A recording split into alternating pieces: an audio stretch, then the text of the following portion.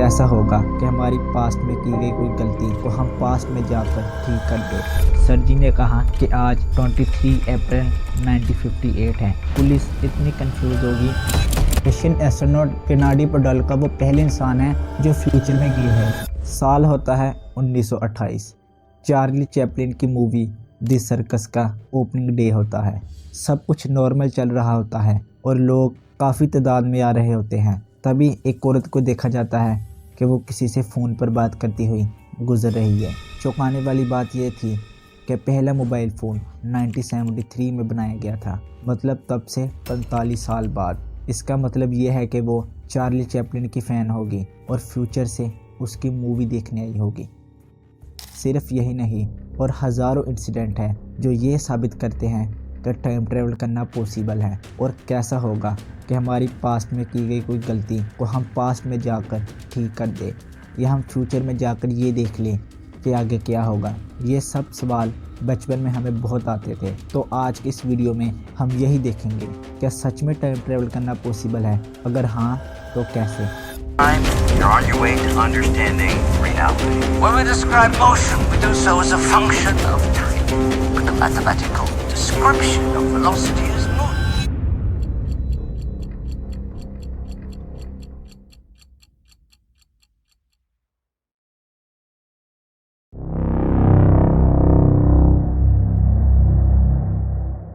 साल होता है 2006।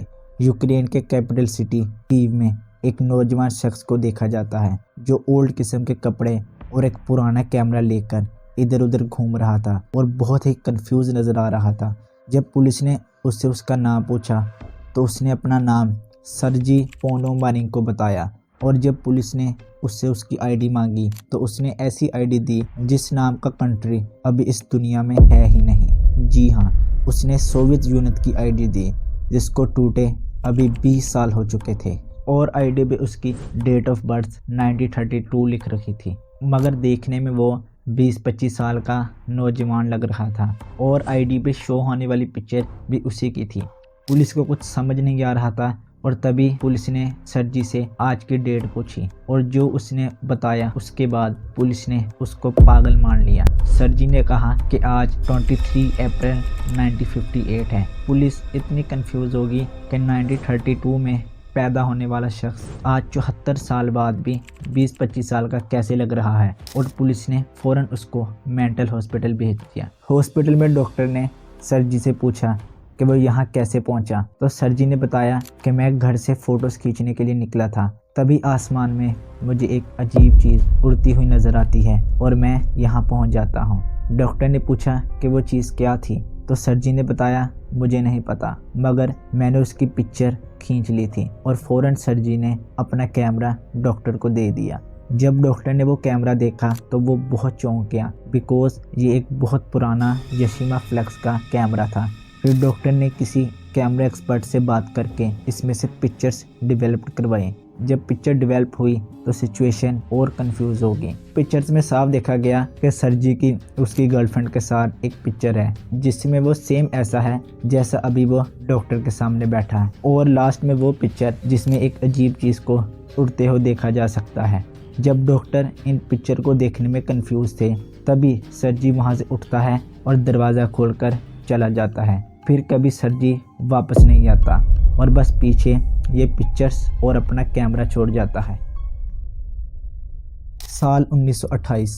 Famous British actor Charlie Chaplin की मूवी दी सर्कस का ओपनिंग डे होता है और लोग काफ़ी तादाद में आ रहे होते हैं। तभी कैमरा में कुछ ऐसा रिकॉर्ड हो जाता है जो सबको चौंका कर रख देता है। वीडियो में देखा गया कि एक लेडी जो किसी से फ़ोन पर बात करती हुई गुजर रही है। हैरानी वाली बात यह थी कि पहला मोबाइल फ़ोन तब से 45 साल बाद 1973 में बनाया गया था। तो लोगों ने अंदाज़ा लगाया कि शायद वो चार्ली चैपलिन की फ़ैन होगी और फ्यूचर से उसकी मूवी देखने आई होगी। और मैं आपको ये भी बता दूं कि ये वीडियो एडिटेड नहीं है। तो क्या सच में वो लेडी फ्यूचर से टाइम ट्रैवल करके यहाँ आई होगी? ये जो मैंने आपको अभी टाइम ट्रैवल के इंसिडेंट बताए हैं, क्या ये वाकई सच्चे हैं या फिर लोगों की तरफ से गढ़ी की कहानियाँ हैं? इसकी सच्चाई भी आपको बाद में बताऊंगा। पहले हम ये जानते हैं क्या टाइम ट्रैवल करना सच में पॉसिबल है और साइंस इसके बारे क्या कहती है।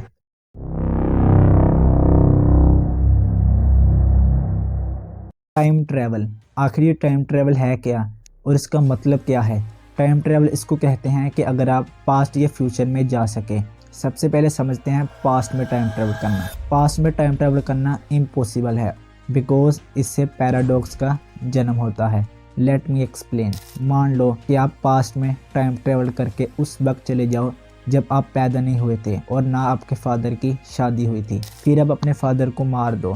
फिर ना आपके फादर की शादी हुई और ना आप पैदा हुए, तो फिर आपके फादर को किसने मारा। या फिर आप अपने फादर की शादी ना होने दो, तो फिर आपके फादर की शादी नहीं हुई तो आप कैसे पैदा हुए। तो ये सब पैराडॉक्स पास्ट में टाइम ट्रैवल करने को इम्पॉसिबल बना देते हैं।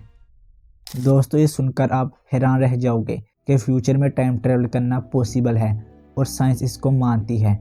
बट कैसे, पहले वो समझते हैं।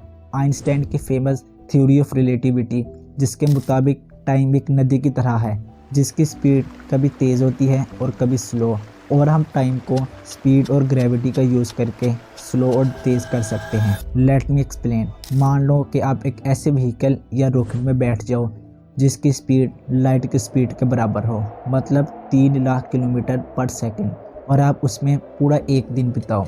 उसके मुकाबले जो रॉकेट में नहीं बैठा, आप 1 घंटा फ्यूचर में चले जाओगे। या फिर आप एक ऐसी चीज़ के पास चले जाओ जिसकी ग्रेविटी बहुत ज़्यादा हो, जैसे कि ब्लैक होल, तो तब भी आपके लिए टाइम स्लो हो जाएगा। ब्लैक होल के पास तो जाना इम्पॉसिबल है, बट लाइट ऑफ स्पीड वाला एक्सपेरिमेंट प्रूव्ड हो चुका है। साल 1971 में एक जैसे 2 एटॉमिक क्लॉक लिए गए। एक एटॉमिक क्लॉक को प्लेन में रख दिया गया और एक को अर्थ पर।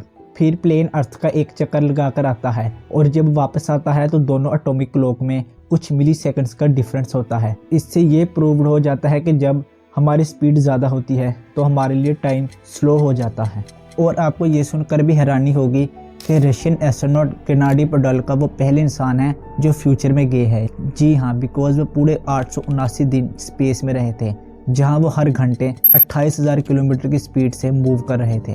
इसलिए वो पूरे 0.002 सेकेंड फ्यूचर में चले गए हैं। देखने में हमें पता नहीं चलेगा, बट वो हमसे पूरे 0.002 सेकंड छोटे हैं। Experienced space traveler, first out of the Soyuz capsule. A total of 879 days in space on 5 flights. Video के स्टार्ट पर जो मैंने आपको टाइम ट्रैवल के इंसिडेंट बताए थे, उन पर बात करते हैं। जो पहला इंसिडेंट था कि 1928 में एक ऐसी लेडी नज़र आती है जिसके पास एक मोबाइल फ़ोन होता है। अब इसकी सच्चाई ये है कि अगर हम इसको गौर से देखते हैं तो हमें ये पता चलता है कि इसके पास कोई मोबाइल फ़ोन नहीं है, बिकॉज़ वो यहाँ आहिस्ता आहिस्ता खारिज कर रही है और लोगों ने इसको फ्यूचर से जोड़ दिया। और जो दूसरा है सर्गी पोनोमारेंको, वो भी एक्सपर्ट कहते हैं उसकी जो आईडी है उस पर जो साइन है वो रियल नहीं है और ये यूक्रेन का एक टीवी शो था। बाद में लोगों ने इसको इतना पॉपुलर कर दिया कि अब एक रियल इंसिडेंट बन गया है और इंटरनेट पे आपको इसकी बहुत सारी वीडियोस मिल जाएंगी। अब आप इसके बारे में क्या सोचते हैं, मुझे कमेंट बॉक्स में ज़रूर बताएं। आपका बहुत बहुत शुक्रिया कि ये वीडियो आपने यहाँ तक देखी।